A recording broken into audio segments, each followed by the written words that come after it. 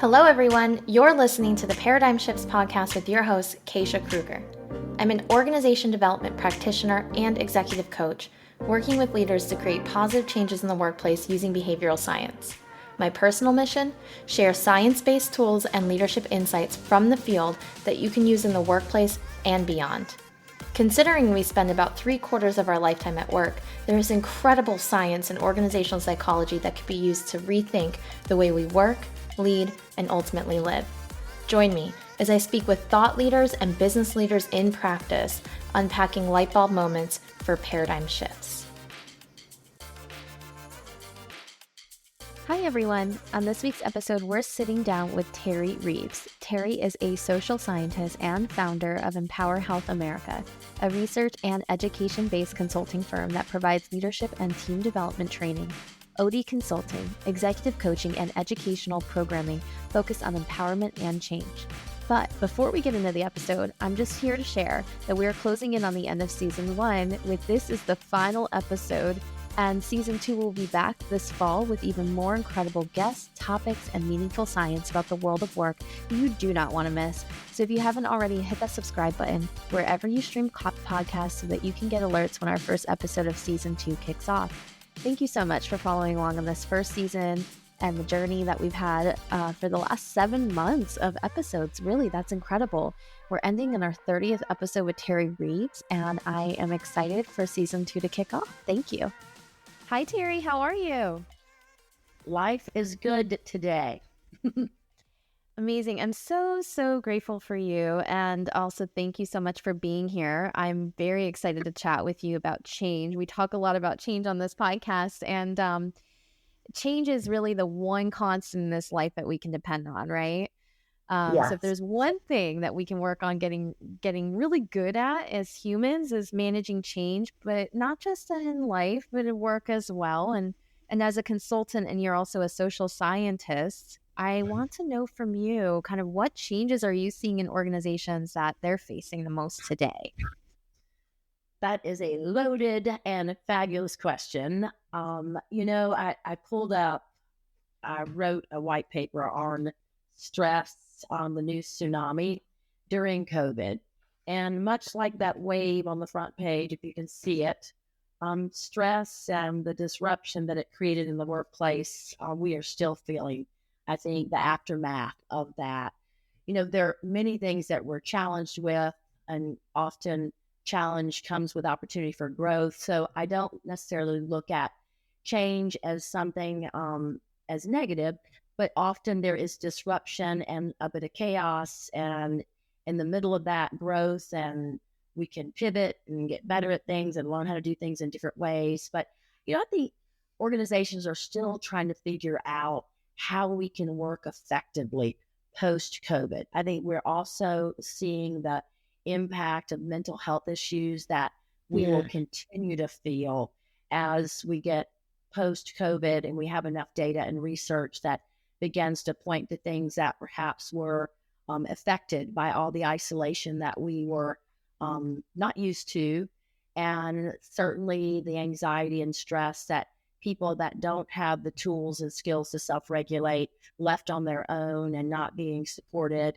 people getting into the workplace for the first time and not being onboarded like normal, and having to jump into this virtual world, and in some cases sitting next to their children at school and their husband or significant other, working in a small space, and masks and all the things that happened as a result of COVID. The one thing I do think, Keisha, is change creates challenge, and challenge creates growth. Is it cracked, I think, a really important door wider around mental health and the importance of having healthy cultures, the importance of organizations looking at their employees as their greatest asset, and not just helping them be productive, efficient employees, but how about healthy, happy, and whole, emotionally whole employees? And I'll just throw in the virtual piece, because I think we're still trying to navigate back to what's that new normal. Do we provide flex time? Do we have people all come back? What about those people that have fear? So, fear is debilitating. And I think smart companies are having transparent conversations about the truth. and they're not afraid to discuss the undiscussables, and they're being proactive to come up with how can we solve for these new challenges, and let's make that a priority so that we can truly learn and grow from those things. Oof. So much change has happened to our world of work, and determining the best way to work after the pandemic, through the pandemic, post pandemic, right? In a virtual world of work has probably what I've heard to be the biggest challenge. And then that put a huge spotlight on leaders and organizations to really focus on and hone in on how we can provide resources around mental health and mental health awareness to employees, because that became a big prominent need as we experience these shifts in our day-to-day lives, including our professional lives. And I imagine that the biggest change for organizations and leaders might be meeting those diverse needs of employees, whether it's individuals who want to stay at home and work, continue to work, or individuals who want to go back to the office. What are you seeing around that? So it's interesting. I was going to flip back to one thing you said because it was so powerful. When all this was happening and we were in the heat of it, there was this lean to leaders to help solve through it. And guess what? No one on this planet had ever experienced anything like this. And many of the leaders were feeling the exact same pressure and stress as the people that reported up to them.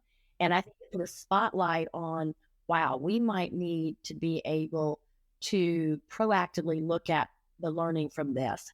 How can we help leaders manage through stressful times and give them more tools and support so that when we have to deploy this kind of like, oh my gosh, this is uncharted territory, then how can we be better prepared next time? So I didn't want to just flash by that because I think that was a real aha moment for companies. And in particular, how can we prepare our leaders with the toolbox and the skills needed? The piece that you leaned in after that around diversity and how everyone is responding to this in their own unique ways. And of course, it'd be great to say we're all created equal and we all respond and act the same, but that is in fact absolutely not true. And I think part of emotional intelligence is to be self-aware. I think Richard Watts has done a lot of great work around emotional intelligence. So it starts with self-awareness, and then let me be aware of what's going on around me. And I think part of meeting people where they are is through discovery.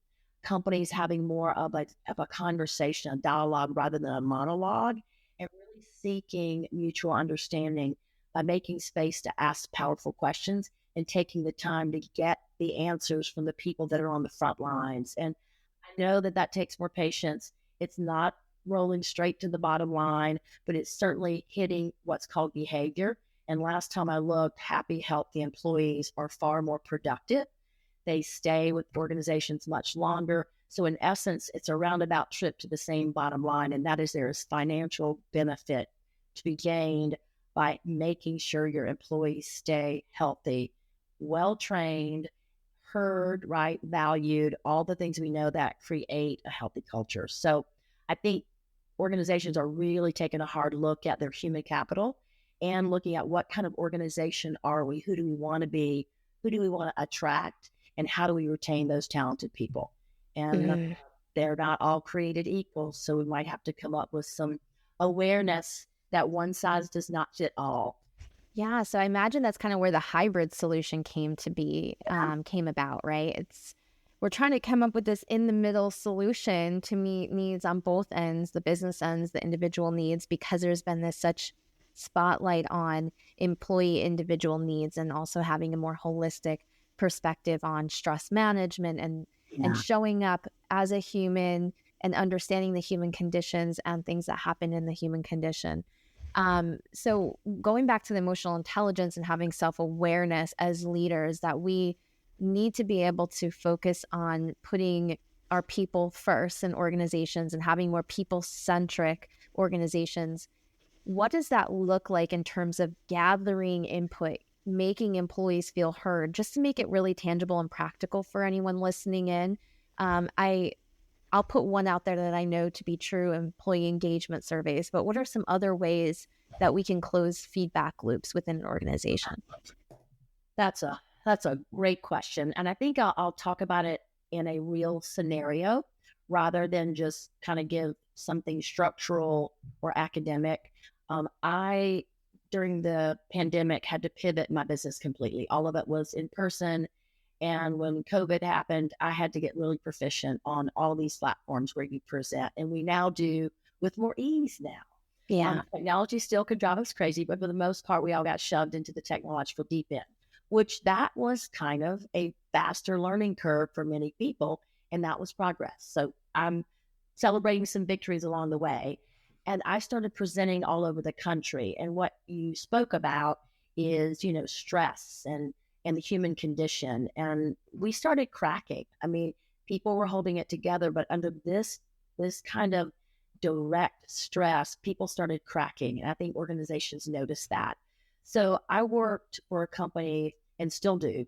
It's an architectural firm called Studios Architect. They're in LA, San Francisco, DC, Washington, and I'm missing one.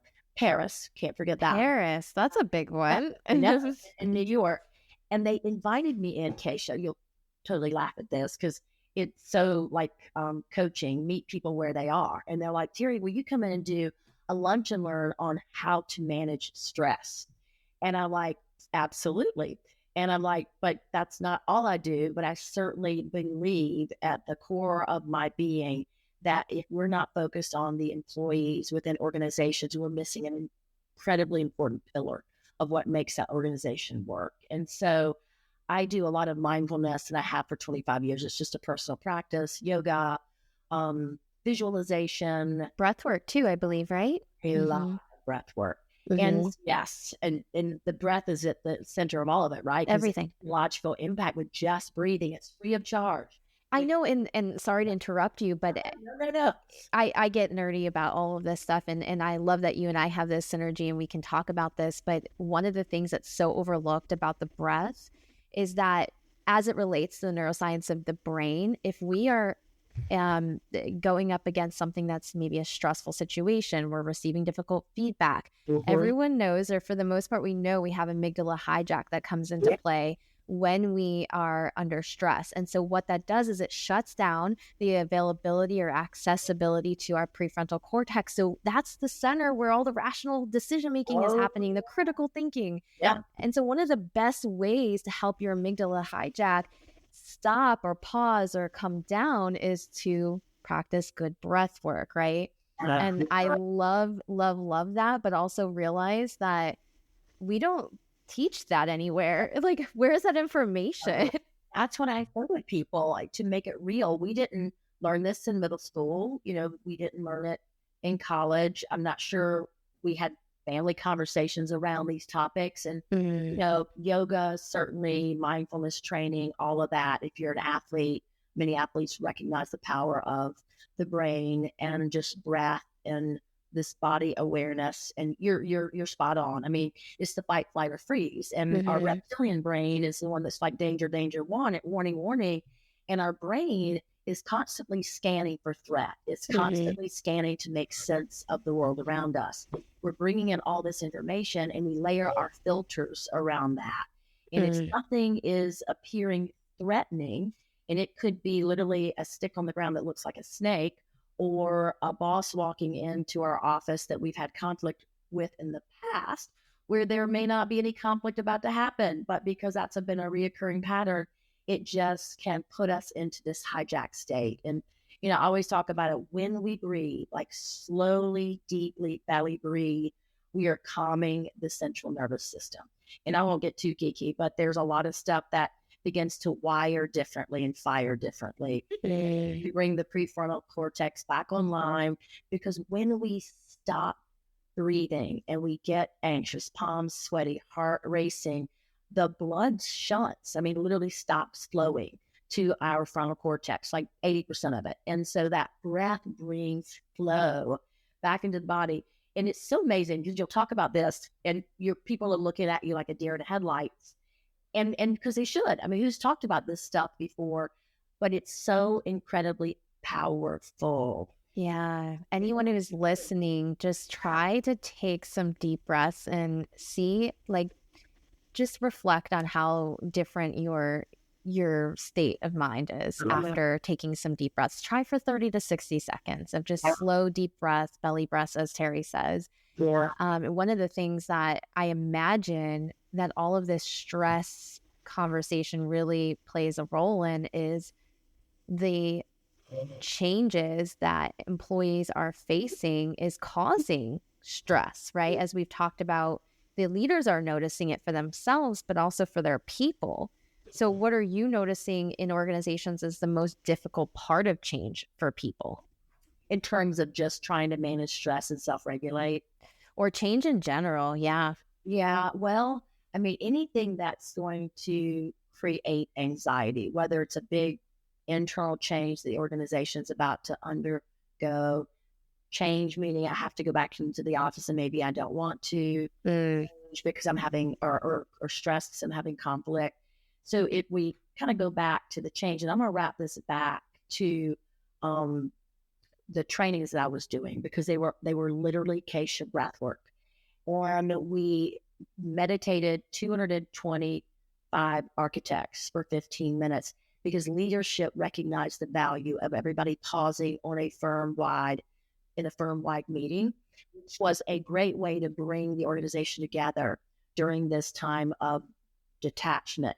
The surveys you mentioned is a great way to get the pulse of the organization, one-on-one proactive conversation. So all those ways are great ways to gather, but you think about the breath work and the power of that, and that leaned into more conversations, not just about self-regulation and self-awareness, what's happening in my body, what information is my body telling me, but how does that apply to group dynamics? How does that apply to decision making? How does that apply, right, to me feeling that anxiety, no matter where it's coming from, and noticing if I just take a moment to pause and process the information. And it might be my own information that I'm struggling with, because that saboteur can be in our own little brain, having all kinds of, conversations that may or may not be true. And then you lean that into group dynamics and you're like, okay, I'm not sure that person likes me on the team, but I'm too afraid to ask them, but I'm shutting down. I'm getting anxious. So you begin to just think about, how do I change that pattern? And, you get a big corporate wide, let's institutionalize a brand new payroll system. I mean, things that just cause organizations big stress, these big operational changes. Let's redesign the org chart. I mean, you've seen all the things that people, like everybody collectively got going like, oh my God. And so if we can all adopt this, let me pause to process, let me have the right meaningful conversations. Let's not figure this out in a lickety split moment, unless there's a real need, like firefighters, you don't have a lot of time to process. But most organizations, there's not a building burning down next to you. So this sense of urgency, this putting unnecessary stress, this need to move straight to action. I mean, I feel like if we can adopt this mindset of, and I've talked to you a little bit about the 5P change model, is how can I pause? How can I process, either individually or with a team? And then how can I then plan more strategically? And then how do I collectively pivot with the team or with my own internal, I've got this, and then proceed with a greater intentionality. And I think that's mindful living. And you can't be mindful unless you pause and breathe and self-reflect and ask really important questions and seek mutual understanding and not be afraid of challenging conversations. I mean, we've got to be able to discuss the undiscussables. And I know that was a mouthful, but it just, you think about it self, you think about it team, and then you think about it organization wide. I mean, the pause and the breathing and the self-awareness, I mean, it runs through all of that. Companies are waking up to it. Not all of them, but I think the enlightened ones are, and I think that's going to be a differentiator for organizations moving forward. Wow. Can you imagine in a few years us having conversations or chatting with leaders in organizations around how to be more mindful in decision making? Imagine learning, like one of the workshops that we're teaching in an organization is how to develop your intuition for better decision making, right? Like those are the things. It's like we're moving in that direction. We are starting to bring the human the whole human to the workplace, which is, in my opinion, my perspective only, the shift that's so needed, the paradigm shift that's been needed for such a long time. And why we're here today, why we're here, is to talk about how we help people better manage and get through and navigate change. Because back to what I said in the beginning, it's the one constant. We're going to have to do it anyways. We need to have some radical acceptance for that. So, Terrie, as we pivot here a little bit, I want to ask you a little bit about your change model that you've designed called the 5P change model. And you mentioned it briefly. If you can share a little bit more about how did it come about and take us through, maybe you have a story or something that you've been able to apply that model that you can share with us. Yeah, I thank you, and I will. And you just keep saying such great things, Keisha. One thing that you mentioned about, the human condition and radical change, and I think part of that radical change is for people with the emotional intelligence to make time and realize how important it is to become aware, and in that awareness, have some level of compassion for self and for others. And how can we have integrity in helping people move through change, especially if they're not equipped? And then what are the tools that we can provide them? And how can we create an environment of curiosity and not fear, of hope and not judgment? So I believe that there is a huge paradigm shift. Your podcast, which I love that name, is really framing the way we think about how we empower people and the way we run organizations. Not running organizations by financial numbers and the bottom line, but how about the health and well-being of the employees? And I'm all about measuring outcome. Don't get me wrong, but those two are so interwoven. And I think with research and science, we're beginning to see more and more data that is truly supporting. If we train, if we do leadership development, if we do coaching, if we help people become more aware, if we work with people within behavioral dynamics in a group setting, we can be far more effective, have less errors, less communication breakdown, equipped to deal with conflict much more effectively, more efficient. And last time I looked, more creative, joint decision making, so we get an outcome, that North Star that we can all agree to. So there's direction, a compass. All that stuff points to me right down to the bottom line, which should probably be going like this. So I couldn't walk away from what you just planted. But yes, I'll shift to the fact That's the ideal, honestly, like the ideal situation, organization. Yes, love it. More, please. right. And so the 5P change model, I've been doing this type of work probably 25 years, going in and institutionalizing change. How do you galvanize people? How do you create a vision? How do you get buy-in? How do you communicate that? How do you measure it? So kind of organically, Keisha, doing that. Along that same line, I've also been on my own personal quest of health and well-being. I had a lot of anxiety as a kid and really didn't have a lot of tools or support or coaching on how to manage that anxiety. So I went through a lot of peaks and valleys and tried a lot of different things and never gave up. I always think about Carol Dweck, and she's got this, growth like mindset is, if first you don't succeed, try again. And I started to figure out some answers. And that was some deep soul searching, probably a little bit of coaching and counseling, a little bit of skin in my knees and getting back up. And then I found that exercise was really powerful for me. Dancing, movement, becoming more connected to my body, viewing this home that I live in with more compassion, and then leaning into the behavioral health side of things and doing yoga and mindfulness and meditating and understanding the power in the pause, and not just clinically talking about, the amygdala like we were. I mean, there's clearly the science behind it, but actually being a petri dish in my own life and doing this for 25 years. And so I've had this sort of parallel world. And when I went back to get my master's at Queen's, probably the best decision I've ever made, plug for Queen's, right? Queen's University of Charlotte for anyone who was not from this area. Right. Yes. Queen's University of Charlotte. And it's the MSOD degree, and now it has a T for talent development. And, being a social scientist and being able to peel the onion back and look at change requires the individual, the team, and the organization. And the organization could be the family, right?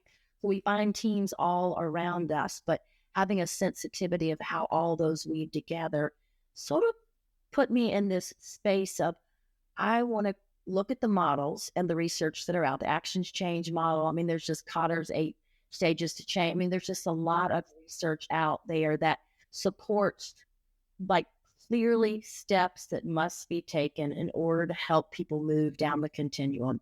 And I'm creative. I would self-identify with that. And I love thinking about simple ways to help people follow a process and things that are easy to remember. And I think about stop, drop, and roll. I mean, we think about acronyms, and I'm like, all right, I'm going to create a change model that integrates my Eastern and Western knowledge and weave it together and use both Western, more heady scientific research, and then maybe this little bit of less, I would say there's more data now for sure, but it's an unknown area for more esoteric in a sense. Yeah. Touchy-feely, and how do you land the plane in corporate America with this touchy-feely stuff? So we're going to find out. So I came up with the 5P change model. I worked with Northeastern University quite a bit to validate the model.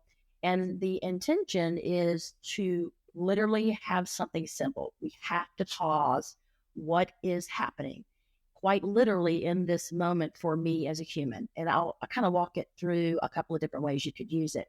So I am triggered, and my default behavior would be to normally act. So how can I pause, breathe, do maybe a body scan, walk away, process my why, and by doing that, have a little bit more clarity. My amygdala comes down and my frontal cortex comes back online. And now I'm thinking a little bit more rationally. I question that saboteur, right? Because we have this internal dialogue often. And I feel as if this model has great application for just a human battling their own mind. And so after moving people through this self-regulation and self-awareness process, then I can plan. And then how do I plan more effectively? I ask questions. I do research. I do discovery. I get help. And then when I do that, I'm probably going to have enough information, facts, also my gut. I mean, this passion that I have for whatever decision it is, what's my intrinsic why, and what are the facts around that? Then from those two places, we can move forward with much greater intention and the courage to actually pivot. Because what's my plan? There has to be, SMART goals. We all know SMART goals. Well, most of us do, but it's like be specific, time bound. It's got to be achievable. You got to be able to measure it. And it's got to be time bound, right? So how can I get really clear on my plan for myself? And this could be a decision like, where do I want to go to school? Do I want to get married? Do I want to buy a car? How am I reacting to people in my life that keep triggering me? How can I process those things in a better way with structure? And one is more self-regulation because I'm triggering right here in my own body. And the other is, how can I use it as a human as I'm planning to make big decisions in my life? And they don't always have to be giant, but I'm not just going, oh, I have a thought, I'm going to go straight to action. I think that getting the information is giving us more, taking the time, getting and gaining more information internally, externally if needed, then that allows us to plan and pivot with greater intention. And I believe it allows us to move through life in a more mindful way. And the reality is sometimes we hit a barrier, right? So we pause and we process again and we plan. So it is not linear, right? It is a cyclical dynamic. And I'll use an example with our studios again. I'll just stay with them as a firm. They wanted to redesign their review process. And so I met with the executives and they shared their goal and the presenting problem as they viewed it. And I'm like, we are taking an intentional pause because this is important to the company. Let's articulate it. Now let's process everybody's perspectives, because what you're defining as maybe the issue may not be what the other person. So let's ask questions and let's seek some mutual understanding. And let's not just do that at the C-suite level. Let's do some conversations with all of these offices, right? Subcultures slightly different. The process was not the same in each of the offices. So let's process, what are people doing in the different offices? What are best practices? How are people feeling about that? Let's do a survey. And this wasn't something that just happened in 2 weeks. I mean, we know a major change like that takes months and months and months. So that ability to recognize that processing, that discovering, that information gathering allowed us to make a much more informed decision. And we probably recognized that wasn't the only issue, that the review process needed to be changed, but the why it needed to be changed became clearer, and the how it needed to be changed became clearer. And what we could expect as outcomes became clearer, so that we're not just changing for change's sake. We're getting buy-in, we are getting clarity, we're defining the why, we are moving together collectively. This is what the plan looks like. Let's get really clear. Here's the timeline. This is how it's going to be communicated. This is how we're going to measure it. We're going to make sure everybody is, at least aware of the benefit to them, because people don't like change, and you know that. So this is going to really require a lot of people to do different things, which is like, oh God, more work for me maybe, or that's new. What does that form really mean? I don't understand that word. So we had to do a lot of communicating around what words meant, because we were not just looking at skills, but we were looking at behavioral competencies. Oof. So very different, Yes. very coaching in its approach, which was brand spanking new. So all of this prep work and all of this communication on the front end, discovering and getting clarity, really allowed us to jointly design and plan something. And as a result, we deployed it, we pivoted, right? And we deployed it, and it worked really well, and we measured the outcome, and we will continue to proceed forward. That's the fifth P. Is the proceed doesn't always mean forward. Sometimes the proceed leads you right back to pause. Right back. Right back to pause. And, if you're looking for constant improvement, I don't think we ever sit still. I think the measuring and inspecting and ensuring that the choices we've made are really being institutionalized. And, I think we learned, Keisha, it wasn't the perfect solution, but we hit about 75% of our goals. And then we saw what was less well developed. Well, first we celebrated the victories, what was well developed psychologically, right, as an organization. And then we focused on these are the areas that need refinement. So let's now take this second wave of change. We don't have to push the giant boulder up the hill now. It's a smaller rock. Yeah. Less, work needed, but yet more work needed. So you can kind of see how this process allows us to move through the change process. And it does involve that self-regulation, because when I sit with organizations, often I take a level set. I'm like, let's just stand in the room and let's get real clear on why we're here. And I want to see you and hear you and value you. I don't want to move straight into decisions and action and hearing only from one person. Let's just make sure we're being mindful of the collective consciousness so we can create a collective solution. And it's not always possible. Sometimes leaders have to make a unilateral decision, and that's critically important sometimes. But when we have the ability to take the time, and it doesn't mean we land in these for months and months, but we at least step into each of these P's, and we land there for the appropriate amount of time, I truly believe outcomes are significantly better. And I use it in my coaching models too, when I'm coaching leaders and teams. Yeah, I'm hearing that you can probably apply this on an individual level, a team level, and an organizational level in terms of change, right? So the coaching, the managing your people, managing your teams as a manager, and then also anyone who is in like a change practitioner, OD practitioner role. Here's, if you don't mind, where I can share that I see some unique positioning around your model, because this is the first time you've actually walked me through it on this level. The intentionality in your first P, between your first P and your second P, I think is so critical. And the reason is because imagine we go into the process, right? We go into the process step and we are immediately going in and collecting information and gathering information.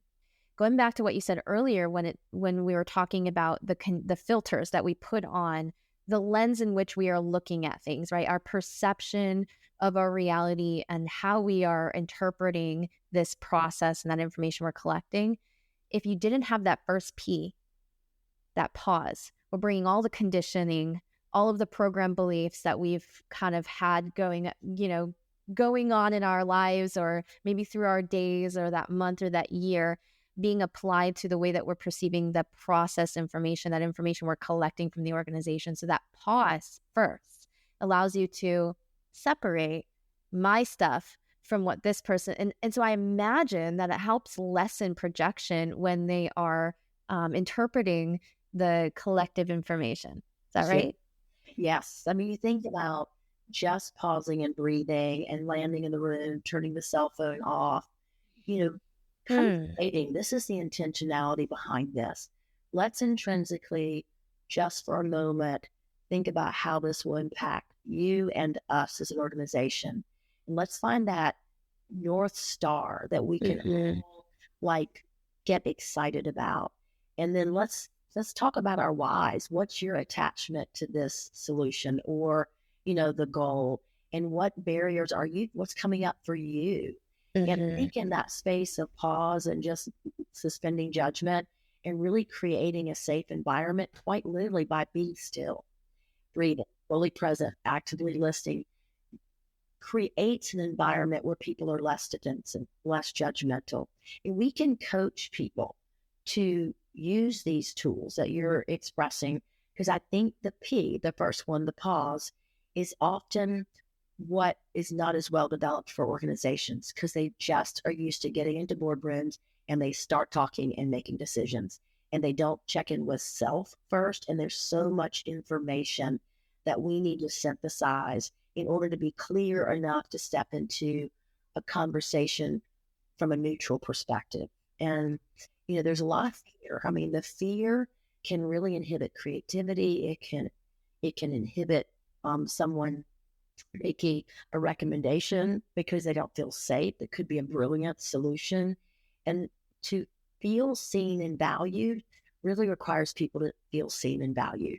If you don't do that by telling people what to do or talking at them, just creating some space and holding equal space for everybody. So it's different, right? I mean, it is a little different, but also I love the aspect of just calling out those fears, confronting those fears, and really checking in.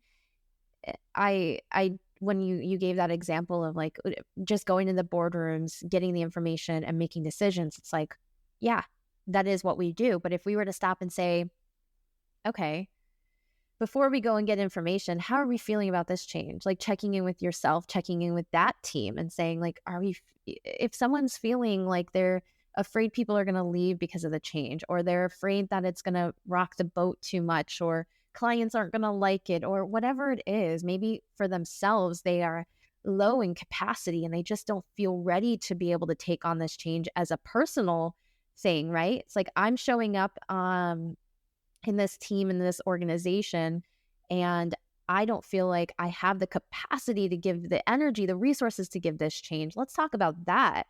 And then before we make any decisions, because that's kind of where we get ahead of ourselves. Yeah. I think about, we live as a society in our heads. I mean, technical, transactional, and that has been taught as efficiency. And the reality is, when we allow ourselves to pause, we begin to access gut feeling, emotions, the language of the body, sensation. And that's a lot of information that can bode really well in personal awareness. It can shift behavior. And I think we need both. I mean, we've got to have the facts. We've got to be efficient. We've got to have a timeline. We've got to take the steps. But how about let's understand the intrinsic why, our own fears, our own, and then solve for those things by having these transparent conversations, making space for that so we can collectively move forward with less fear. Abundance, right? Because scarcity doesn't really create great change. It doesn't allow the mind to think as clearly. It's laced with fear, which goes back to the amygdala cranking and the frontal cortex not functioning as well. And Keisha, I do see it. I see people shut down all the time because they're afraid that they're going to be judged, or they're afraid that they won't be able to learn the new technology. And it's like, it's okay. We can't solve for what we don't know.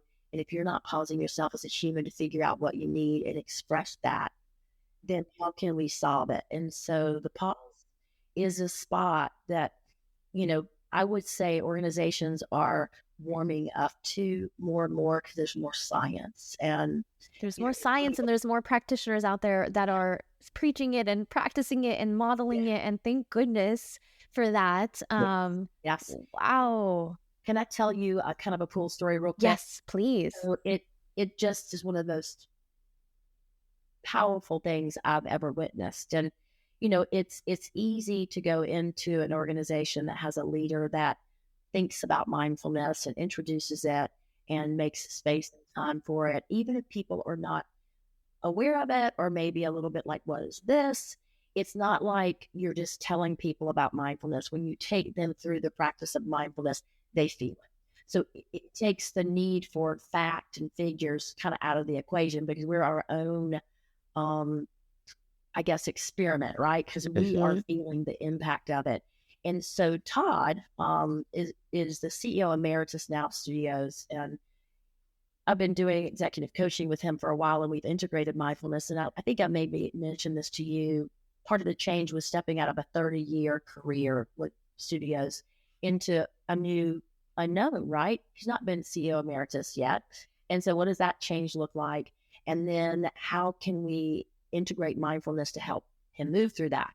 Well, fast forward, not only did he go through that shift, but he went through a heart transplant.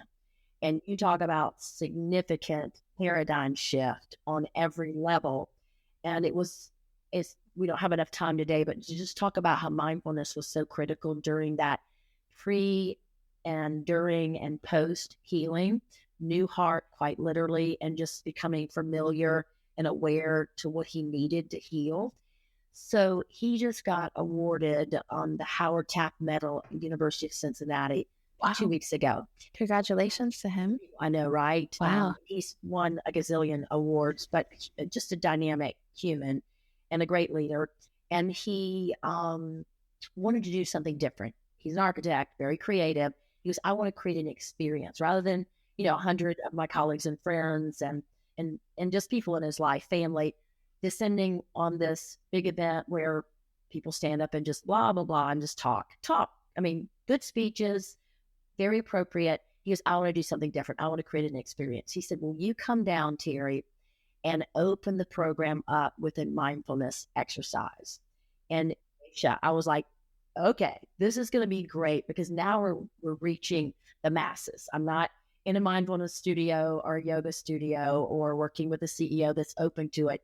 He is now bringing this, what he called a gift, to share with the audience. And so it was a not small dance theater. It was a practice dance theater with a full stage at Cincinnati. And we took it dark and spotlighted. And basically I came on and sort of put some framework around it, took them through a 1-minute heartbeat, where it's literally like the heartbeat was going on in the background. Then a 10-minute body scan. Then we had Tibetan bowls for the vibration, because we're 70,000 water. So all of this that we bring in through sound impacts us. And then closed it at the end. And basically it was Todd's gift to them. I went to a cocktail party that night, and the next day at a luncheon, and people were like, we've never experienced anything like this. And it opened everybody up to be fully present. We just need one of him in every organization in the country. Just such an interesting thing to share. So beautiful. Something I've never experienced, but to see the ripple effect of that through the audience. Some people familiar with mindfulness, many, many not, but the powerful impact that it had and the way it shifted the energy for the rest of the program, and how you can take new things out to the world. And when you're not fearful about doing that, wow, that's where we can make great change, is not to be fearful of stepping into a place of unknown. Yeah, that courage, that vulnerability is such a strength. in leadership and just admire leaders who can step into that space. I think this entire discussion is going to be a paradigm shift for a lot of people tuning in.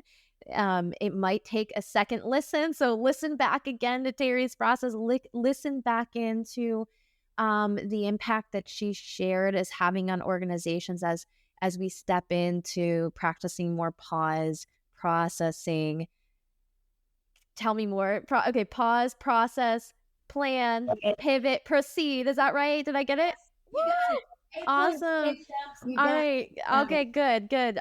So here's the last question I have for you as we wrap up, because believe it or not, we are here at the end and everyone knows what question I'm going to ask. And this is, what is the most recent paradigm shift that you've experienced? That I have experienced. Keisha, I would say probably bearing witness to how well received something that is foreign, right? That's not mainstream, that's not something that people are really familiar with. And to be able to step into that unknown me and trust the process and see the outcome, it was more of a, okay, I'm not going to hold back. This is really impacting people's lives in a powerful way. It may be met with, the eyebrow lift because people are uncertain, but there's science behind it. It's not something that is esoteric and only the people that can sit in the lotus position should pause and breathe. This is a universal phenomenon. It doesn't cost a dime, and it only takes our own body breathing in and out with great intention. It's so simple, but yet we don't do it. And, the whole process is important, right? But I realize that there is power in the pause. And that is a deal breaker in terms of, I think, helping us move change to even a deeper level. So it just was sort of affirmation that sometimes I'm a little uncertain. Is the world ready for this? And I know now they are. Well, thank you so much for your ability to surrender and trust in the process, because that is proving as a proof of concept for others to follow in your footprint, and really, really appreciate the impact that you're making on the world of work, on organizations, and on individual people's lives. Thank you so much, Terrie, for being here today. Yes. And I want to give you a compliment back. I've watched you, and I have so much admiration that doing a podcast, as you know, is no simple feat. It's very time consuming, but I know this is a passion project for you. And I really value you as a practitioner, having a platform, sharing this information so that we can. It's a ripple effect, right? Yeah. And the more we can celebrate that change can be done with great intention, it might create disruption, but we can help people get there with strategy and intention. And you're giving all kinds of great information out, sharing, allowing people a platform to share their passion as well. So thank you for that. And I'll package up some stuff too, some of the things that I've referenced today, and share that forward with you in case some of the listening audience and people that are visually watching this, that may be kind of support the learning and the information that we share today. But I'm grateful for you, my friend. Thank you so much. That feels so good. And I really appreciate that kind words of encouragement and support. And yes, everyone who is listening and tuning in, there will be all of the resources and more, such as how to contact Terrie, how to follow her services and be in touch with her, all in the show notes. So be sure to visit that if you haven't already. Thank you so much. Thank you. Have a great one. Thank you so much for tuning into this week's episode. If you enjoyed this conversation, don't forget to leave a review, rate, and subscribe wherever you're listening. If you know a business leader in practice or friend who you think would be interested in this episode, please consider sharing it with them. I am so grateful for your support. For more updates, you can follow us at Paradigm Shifts Podcast on Instagram. See you on the next episode.